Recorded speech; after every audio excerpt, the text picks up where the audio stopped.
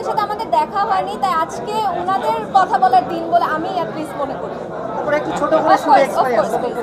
আমার এক্সপিরিয়েন্স দুর্দান্ত।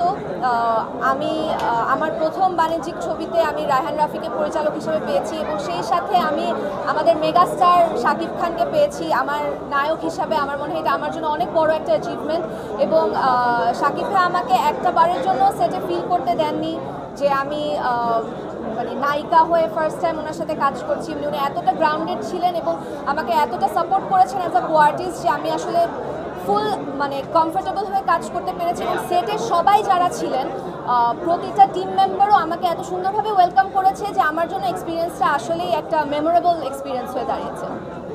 Thank you.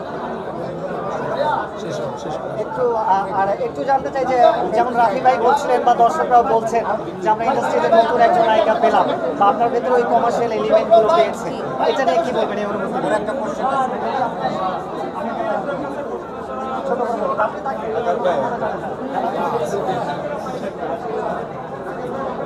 একটু যদি বলেন। আচ্ছা, এটা তো রায়হান রাফির মতো একজন পরিচালক এই কথাটা বলেছে, এটা ডেফিনেটলি আমার জন্য অনেক বড় একটা পাওয়া।